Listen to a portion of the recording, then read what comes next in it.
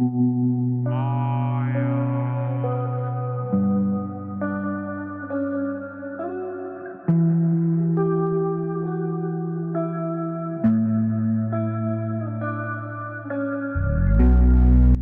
ย 40 ปีก่อนนั้นบ้านเช่าจะไม่ค่อยมีใครนิยมสร้างให้คนเช่าเหมือนในสมัยนี้ในสมัยนั้นมีบ้านอยู่หลังหนึ่งหลังไม่ใหญ่ไม่เล็กเจ้าของได้ปล่อยให้เป็นบ้านเช่าแล้วเหตุการณ์หลอนๆก็เริ่มขึ้นตั้งแต่นั้นสวัสดีครับชาวไทยสารแหน่ทุกท่านวันนี้ผมมีเรื่องตื่นเต้นแปลกๆมาเล่าให้ฟังเป็นเรื่องของบ้านเช่าหลังหนึ่งซึ่งเมื่อสองสามีภรรยาได้เข้ามาเช่าพวกเขาก็เจอเรื่องราวแปลกๆเรื่อยมาจากที่ไม่เชื่อว่าผีมีจริงตอนนี้พวกเขาเชื่อ 100% ให้กำลังใจช่องไทยสารแหน่ฝากกดติดตามช่องไทยสารแหน่ด้วยนะครับพร้อมกันแล้วเรามาฟังกันเลยครับผู้เฒ่าท่านหนึ่งเล่าให้ผมกับให้ชาฟังว่าณหมู่บ้านชนบทแห่งหนึ่งห่างไกลจากตัวเมือง 60-70 โลในหมู่บ้านนี้มีโรงเรียนประจำหมู่บ้านเป็นโรงเรียนเล็กๆมีเด็กนักเรียนอยู่ประมาณ80คนมีครูอยู่12คนครูแต่ละคนจะมีบ้านพักครูในโรงเรียนกันทุกคนเมื่อเปิดภาคเรียนแรกทางโรงเรียนก็ได้ครูที่ย้ายมาใหม่2คนเป็นคู่สามีภรรยาแต่ว่าบ้านพักครูในโรงเรียนตอนนี้เต็มไม่มีที่ให้ครูที่มาใหม่2คนพักได้ดังนั้นครู2คนที่มาคือครูต้นและครูปลา2สามีภรรยาต้องหาบ้านเช่าซึ่งในสมัยนั้นหายากมากไม่งั้นพวกเขาก็ต้องเที่ยวจากในเมืองหรือตัวอำเภอซึ่งก็เป็นการไม่สะดวกเพราะห่างไกลแถมทั้งสองก็มีแค่รถเครื่องเป็นยานพาหนะเท่านั้นแต่เหมือนว่าโชคดีของครูทั้งสองยังพอมีเพราะขณะที่พวกเขาเข้าไปที่หมู่บ้านเพื่อที่จะหาบ้านเช่าเขาได้เจอกับสองตายายคู่หนึ่งเดินสวนทางกับพวกเขาแล้วจู่ๆสองตายายก็ถามพวกเขาขึ้นว่าหนู2คนหาที่พักอยู่เหรอครูต้นและครูปามองหน้ากันแล้วก็ตอบสองตายายไปว่าพวกเราหาที่พักอยู่ครับตากับยายมีที่แนะนำไหมครับต้นถามตากับยายตายาย2คนนั้นพยักหน้าแล้วบอกว่ามีเป็นบ้านของเขาเองไม่มีคนอยู่ถ้าสนใจก็ตามมาดูได้เลยต้นกับปลาตอบตกลงและตามตายายคู่นั้นไปดูบ้านที่ตากับยายบอกไม่นานทั้งสองก็มาถึงบ้านหลังหนึ่งมีรั้วไม้ล้อมรอบบ้านตั้งอยู่กลางผืนดินซึ่งน่าจะกว้างประมาณไร่กว่าๆเมื่อเข้าไปดูใกล้ๆทั้งสองชอบบ้านหลังนี้เป็นอย่างมากเมื่อตกลงราคากันไปที่เรียบร้อยต้นก็จ่ายค่าเช่าให้ตากับยายทันทีในสมัยนั้นชนบทบ้านนอก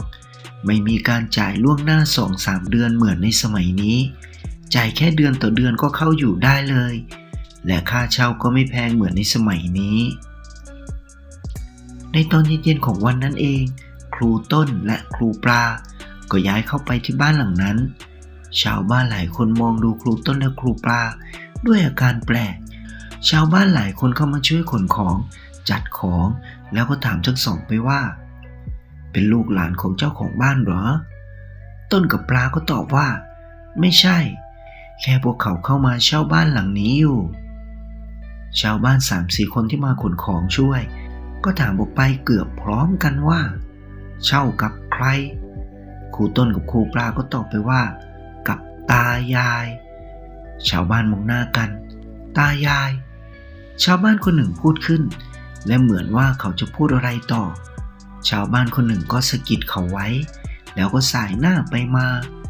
จึงไม่มีการซักถามอะไรอีกไม่นานพวกเขาก็จัดบ้านเสร็จสิ้นพร้อมอยู่คืนนั้นพวกเขานอนหลับไปด้วยความอ่อนเพลียพวกเขาตื่นแต่เช้าแต่งตัวไปสอนนักเรียนเป็นวันแรกเมื่อเดินออกมาหน้าบ้านก็เจอชาวบ้านหลายคนชาวบ้านเหล่านั้นถามครูต้นและครูปลาเกือบพร้อมกันว่านอนหลับสบายดีไหมครับครูต้นและครูปลาตอบไปว่า หลับสบายดีบ้านหลังนี้มีอากาศที่ดีมากเย็นสบายแล้วก็เดินมุ่งหน้าไปโรงเรียนที่อยู่ไม่ไกลไม่ต้องใช้รถเครื่องแค่เดินไปไม่กี่นาทีก็ถึงโรงเรียนแล้วเมื่อไปถึงโรงเรียนเพื่อนครูหลายคนก็สอบถามว่าได้พักที่ไหนเป็นยังไงบ้างเมื่อพวกเขาบอกว่าเช่าบ้านหลังนั้นครูหลายคนก็ถามว่าเป็นบ้านที่อยู่ทางตะวันตกของหมู่บ้านมีรั้วไม้ล้อมรอบเป็นบ้านหลังสุดท้ายทางทิศตะวันตกของหมู่บ้านเมื่อครูต้นและครูปลาบอกว่าใช่ครูทุกคนก็อุทานออกมาพร้อมกันว่าตายละว่าแล้วครูใหญ่ก็ถามขึ้นว่าเช่ากับใครทั้งสองก็ตอบไปว่าเช่ากับตายายเจ้าของบ้านตายายเจ้าของบ้านทุกคนอุทานออกมาพร้อมกันแล้วพักเที่ยงของวันนั้นครูทุกคนก็ให้ครูต้นและครูปลาพาไปดูบ้านว่าจะเป็นบ้านหลังที่พวกเขาสงสัยอยู่หรือเปล่าเมื่อทุกคนมาเห็นบ้านก็ถึงกับเอามือปิดปากอุทานออกมาเบาๆบ้านหลังนี้มันเป็นบ้านร้างนี่ครูต้นและครูปลาชวนเพื่อนครูเข้าไปดูข้างในก็ไม่มีใครเข้าไปอ้างว่าทิ้งโรงเรียนไว้นานไม่ดีต้องรีบกลับโรงเรียนครูต้นและครูปลาเช่าอยู่บ้านนี้เป็นเดือนก็ไม่มีอะไรเกิดขึ้นเย็นใกล้มืดของวันหนึ่งตากับยายก็มาเก็บค่าเช่าบ้านเมื่อได้ค่าเช่าบ้านแล้วตากับยายก็จะกลับทันทีครูต้นและครูปลาชวนให้ตากับยายค้างที่บ้านเพราะมันจะมืดแล้วแต่ตายายบอกว่าไม่เป็นไรพวกเราอยู่ไม่ไกลจากที่นี่แล้วก็เดินหายไปในความมืดข้างหน้าพวกเขาเช่าบ้านหลังนี้อยู่จวบจนครึ่งปีตายายก็จะมาเก็บค่าเช่ามืดๆทุกครั้งแต่ก็ไม่มีเหตุการณ์อะไรที่ไม่ดีเกิดขึ้นกับพวกเขาเลยจนย่างเข้าเดือนที่8หลังจากที่ตายายมาเก็บค่าเช่าแล้ว3วันเช้าวันหนึ่งเป็นเช้าวันอาทิตย์ได้มีชายหญิงวัยกลางคน2 คนมาหาพวกเขาที่บ้านบอกว่าเป็นลูกสาวและลูกเขยของตายายครูต้นและครูปลาเชิญเข้าไปในบ้านเมื่อเข้ามาหาที่นั่งคุยกันได้เรียบร้อย2 สามีภรรยาที่มาบอกว่าเธอชื่อโฉมสามีชื่อแทน3 วันก่อนตายายได้ไปเข้าฝันพวกเขาว่าบ้านมีคนมาเช่าและให้มาเอาเงินค่าเช่าที่ตากับยายเก็บไว้ให้ครูต้นและครูปลาเมื่อฟังจบก็ถามไปว่าเข้าฝันตายายเข้าฝันหมายถึงอะไร2 สามีภรรยาที่มาก็อธิบายว่าตากับยายเสียชีวิตไปเมื่อ6 ปีก่อนทิ้งบ้านหลังนี้ไว้ให้พวกเขาเป็นมรดกแต่พวกเขาและลูกๆอยู่ไม่ได้เพราะลูกๆมักจะเห็นตากับยายอยู่บ่อยๆแม้กระทั่งโฉมกับแทนก็เคยเห็นเหมือนกันพวกลูกๆกลัวโฉมและแทนจึงพาลูกๆย้ายไปอยู่ที่อื่นปล่อยบ้านหลังนี้ว่างเป็นบ้านร้างไปครูต้นและครูปลามองหน้ากันจะเป็นไปได้ยังไงก็ตากับยายมาเก็บค่าเช่าพวกเขาทุกเดือนพวกเขาเห็นอยู่แล้วว่าตากับยายเป็นคนสรุปแล้วตากับยาย2 คนนั้นเป็นใครประโยคสุดท้ายครูต้นพูดออกมาเหมือนลำพึงกับตัวเองโฉมกับแทนก็พูดขึ้นว่าเอางี้หลังบ้านมีห้องหนึ่งที่ปิดกุญแจไว้พวกคุณเปิดดูหรือยังครูต้นกับครูปลาก็สายหน้างั้นตามพวกเรามาพูดจบโฉมก็ลุกขึ้นพาไปที่ห้องเล็กหลังบ้านนั้นแล้วล้วงกระเป๋าหากุญแจอยู่ครู่เมื่อเปิดห้องเล็กนั้นออกทั้งหมดก็เดินเข้าไปที่ห้องนั้นตรงผนังห้องฝั่งตรงข้ามกับประตูมีโต๊ะอยู่ตัวหนึ่งบนโต๊ะมีกระถางธูปและรูปอยู่2 รูปเป็นรูปขาวดำตั้งอยู่2 ฝั่งขั้นกลางด้วยกระถางธูปเมื่อเดินเข้าไปได้ระยะโฉมก็ผายมือแล้วถามครูต้นและครูปลาว่าใช่ตากับยาย2 คนนี้หรือเปล่าเมื่อครูต้นและครูปลามองเห็นรูปขาวดำ2 รูปนั้นได้อย่างถนัดทั้งสองเอามือปิดปากจ้องตาเขม็งไปที่รูปนั้นแล้วตอบออกไปเบาๆแทบจะไม่มีเสียงเลยว่าใช่ตากับยายจริงๆและที่ทำให้พวกเขาแปลกใจและตกใจมากขึ้นกว่าเดิมก็คือซองที่ใส่เงินค่าบ้าน8 เดือนของพวกเขาวางซ้อนกันอยู่หน้ารูปของยายเมื่อโฉมหยิบขึ้นมาดูจึงได้รู้ว่าเงินยังอยู่ในนั้นครบ ตามจำนวนค่าเช่าบ้านครูต้นและครูปายืนเบิกตามองรูปของตากับยายจนมาได้สติอีกที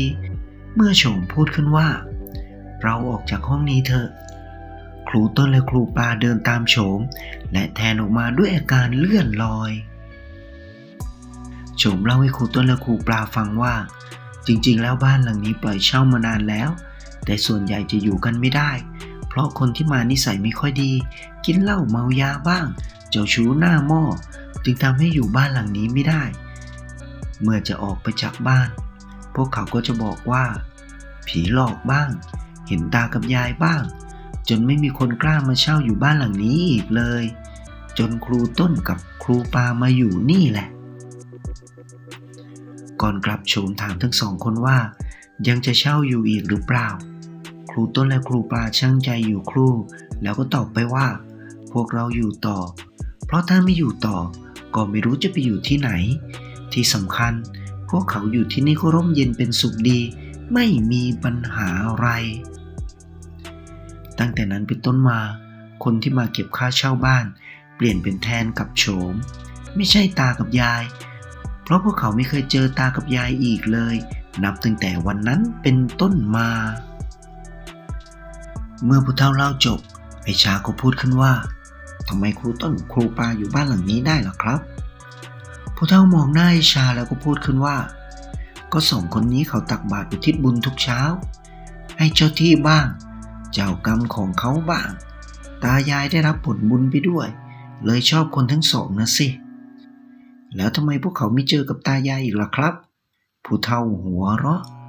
ก็ทั้งสองรู้แล้วว่าตายายเป็นผีถ้าโผล่มาให้เห็นอีกก็มีหวังวิ่งป่าราบนะสิพูดจบพวกผมทั้ง3 คนก็หัวเราะออกมาพร้อมกัน